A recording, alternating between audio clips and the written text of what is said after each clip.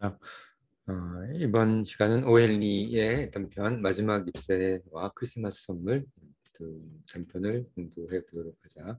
우린 이번 단원에서 이번 챕터에서 이해와 사랑, 이해 없는 사랑이 존재할 수 없음을 공부하고 있다. 자, 오헬리는 마지막 잎새와 크리스마스 선물에서 타인에 대한 이해가 어떻게 우리 삶에 사랑을 주는지에 대하여 친구와 이웃집 화가를 통해 보여주고 있다. 자, 우선 마지막 잎새부터 보자. 그 뒤에 문제를 보면 알겠지만 쭉 내용이 쭉 있다. 세 번째 이야기, 네 번째 이야기, 여섯 번째 이야기, 여섯 번째 이야기까지 있지. 여섯 번째 이야기까지 각 챕터별로 여섯 챕터가 있지.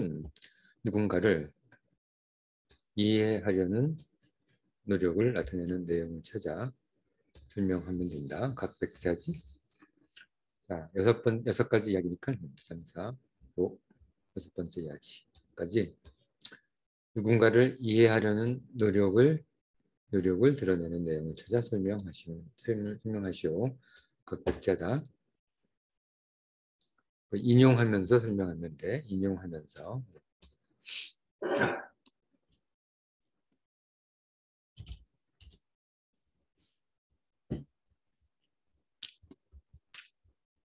자, 첫 번째 챕터 이야기다. 누군가를 이해하려는 노력이 드러나는 내용들의 밑줄을 쳐놓고 그 내용을 밑줄 내용을 이용해서 답안을 쓰면 되겠지. 워싱턴 스퀘어 서쪽 외곽 지역에서는 도로가 마음대로 뻗어 마을을 이루고 작은 골목들이 즐비하다. 이 동네 길은 이상한 곡선과 각도로 이루어져 같은 도로가 계속 반복되어 쉽게 길을 찾을 수 없다. 옛날 어떤 화가는 이 동네에서 큰 가치를 발견했다. 그것은 그림 물감, 종이, 캔버스의 외상값을 받으러 온 상인이 이 마을에 발을 들여놓으면 오랫동안 걸어다녀도 결국 집을 찾지 못해 그냥 돈을 포기하고 집으로 돌아갈 것이라는 점이다. 그래서 미술가들은 이상하고 오래된 그린위치 빌리지에 몰려들어 북쪽을 향한 창문과 18세기 풍의 박 공판과 네덜란드식 다락방의 저렴한 방을 찾아 돌아다닌다. 그런 다음 6번가에서 값싼 커피잔과 스토브를 구입하여 집으로 옮겼고 이런 방식으로 화가 마을이 들어서게 되었다. 평평한 3층 벽돌집 옥상에 수와 잔씨는 공동으로 쓴 화실을 가지고 있었다. 수는 메인주에서, 잔씨는 캘리포니아주에서 왔다. 그들은 8번가의 델리니노 식당에서 처음 만났고 미술과 치콜리 샐러드 그리고 작업복 소매에 대한 두 사람의 취향이 완벽하게 어울린다는 것을 알게 된 후 공동으로 사용하는 화방을 갖기로 했다. 그때는 5월이었다. 그런데 11월에 들어 날씨가 조금 추워지자 의사들이 폐렴이라고 부르는 차갑고 눈에 보이지 않는 방랑자가 화가마을을 방문하고 얼음처럼 차가운 손으로 여기저기 사람들을 괴롭혔다. 이 악당은 뉴욕의 이스트사이드에서 직접 총격을 가해 수많은 희생자를 만들었지만 도시의 좁고 익히 낀 골목길에서 속도를 늦추었다. 폐렴 선생은 결코 기사도 정신으로 충만한 신사는 아니었다. 캘리포니아의 산들바람에 의해 피가 얇아진 약한 여자는 피 묻은 손으로 가쁘게 숨쉬는 노련한 악한 일에 결코 좋은 적수가 아니었다. 그녀는 페인트가 칠해진 철 침대에 누워 있었고 작은 네덜란드 창문을 통해 옆에 있는 벽돌집의 빈 벽을 쳐다보고 있었다. 어느 날 아침 바쁜 의사가 하얀 주름진 눈썹으로 수를 복도로 불렀다. 살 가망에 대해 말하면 10분의 1밖에 되지 않소. 그는 온도계의 수온을 흔들며 말했다. 옛날에는 수은 온도계였지. 그녀는 스스로 살기를 원할 때만 그렇다는 말이오. 사람들이 장례식에 가까워지면 의학의 힘이 우스워진단 말이오. 당신 친구는 더 나아지지 않을 것으로 생각하고 있어. 그녀가 하고 싶은 일이나 염두에 두고 싶은 일이 있어? 그녀는 언젠가 나폴리만을 그리고 싶어 했어요. 하고 수우가 말했다. 자, 여기까지. 첫 번째 챕터에서 누군가를 이해하려는 내용을 인용하면서 설명해보자.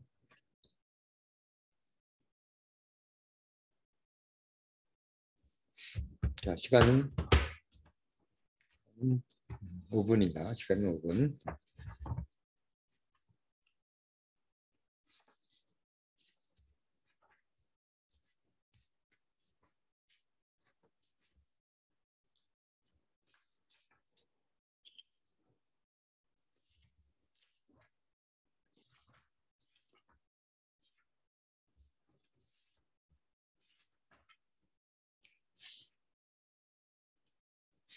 백자로 설명하는 거야. 누군가를 이해하려는 노력이 드러나는 내용을 찾아 설명하시고 백자. 두 번째 아니다. 그림. 그것 가지고는 좀 부족하지. 그녀가 필사적으로 그녀의 마음에 오는 것. 예를 들어 연인 같은 사람은 없나요? 연인? 연인이요? 사랑하는 사람? 수는 슬픈 한숨을 쉬었다. 연인이 그렇게 정말 대단합니까? 아니요, 그녀는 연인은 없어요. 큰 문제인데 의사가 말했다. 어쨌든 내가 아는 모든 약을 사용할 것이요. 그러나 환자가 장례식 차량수를 세기 시작할 때 죽는 것을 받아들이는 거지. 나는 약의 효능에서 반을 뺍니다. 그녀가 올겨울 유행할 겨울 코트의 소매 모양에 대해 물어보게 할 수 있다면 그녀의 생존 가능성은 바로 2배가 될 것이요. 의사가 돌아간 후 수는 스튜디오로 돌아와서 사실이지? 그렇다. 그런 다음 그녀는 화판을 들고 그녀의 방으로 들어가면서 활기 넘치는 곡으로 휘바람을 불었다. 그녀는 담요에 누워서 창문을 향해 머리를 돌리고 있었다. 수는 잔시가 잠들어 있다는 것을 알고 휘바람을 멈췄다. 그녀는 화판을 가져와서 접지에 사파를 위한 그림을 그리기 시작했다. 젊은 미술가들이 예술의 길을 걸으려면 접시에 실리는 소설의 사파를 그려야 했다. 수는 소설의 주인공 아이다호의 카우보이에게 멋진 승마복과 외눈 안경을 그리고 있었다. 그때 낮은 목소리로 무언가 중얼거리는 소리가 들렸다. 그녀는 서둘러 침대 옆으로 갔다. 잔씨가 눈을 크게 뜨고 있었다. 그녀는 창문 밖을 보고 무언가를 세고 있었다.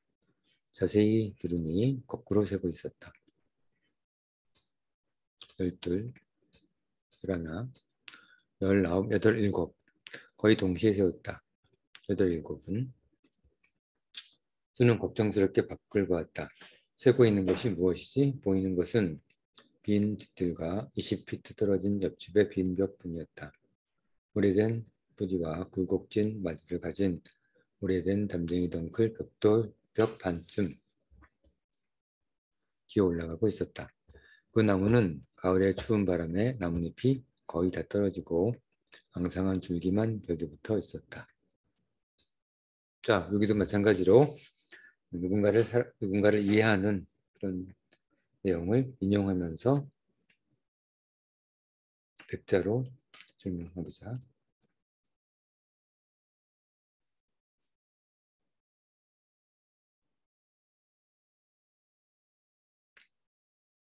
잔시, 다른 사람만 넘어간다. 시간은 5분 안에 하는 거야. 자, 잔시 뭘 세는 거니? 수우가 물었다. 6, 잔시는 거의 속사하겠다. 점점 빨리 떨어지고 있다. 사흘 전에는 거의 100개나 있었는데. 그때는 너무 많아 세리면 머리가 아플 지경이었거든. 근데 지금은 아주 쉬워졌어. 또 하나가 떨어지고 있다. 5개만 남았대. 5개라니 그게 뭐지? 그게 뭐지? 잎이야. 저 오래된 담쟁이 덩굴의 잎. 마지막 잎이 떨어지면 나도 함께 죽을 거야. 난 벌써 사흘 전에 알았어. 의사가 그렇게 말하지 않았니? 참 어처구니 없는 소리를 다 하는구나. 수는 매우 놀라 말했다. 오래된 담쟁이 잎과 내가 무슨 관계가 있는데? 더군다나 내가 그 나무를 얼마나 좋아했니? 심술 부리지 마라. 그 바보 같은 말은 하지도 말고 오늘 아침 의사는 내가 건강해질 확률이 아주 높다고 했어. 그리고 그는 이렇게 말했어. 확률의 10분의 1이라고. 그 확률은 뉴욕과 같은 도시에서 전차를 타거나 건설 중인 건물 아래를 지나갈 가능성과 거의 같은 높은 확률이라고. 회복할 수 있는 확률이 높다는 얘기지. 어렵지 않은 확률이란 말이지. 이제 국물 좀 마셔라. 그동안 나는 그림을 그려야 하니까 그림을 편집자에게 팔아 붉은 와인과 돼지고기를 사올 테니까.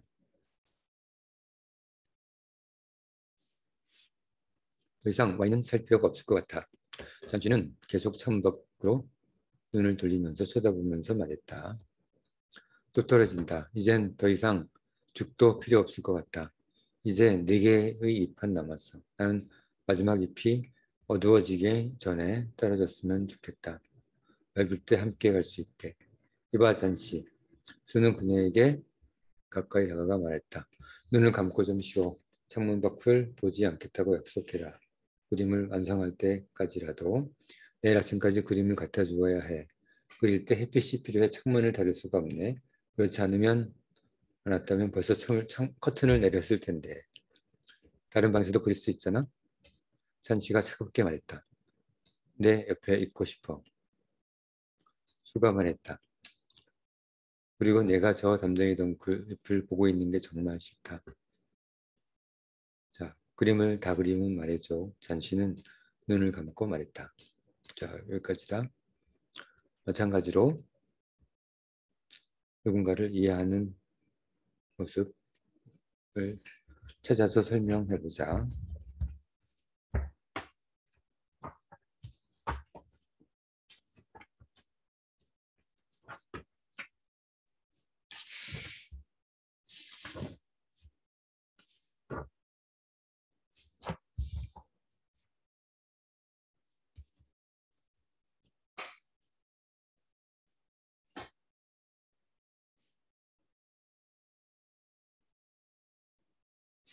자, 지금 마지막 입세 공부하고 있다. 다음 4번째, 5번째, 6번째 이야기는 다음 시간에 공부하도록 하자. 지금 다른 사람을 이해하는 모습을 잘 찾아서 정리해도. 자, 4번째 이야기서부터는 다음 시간에 하자. 오늘 수업은 여기까지.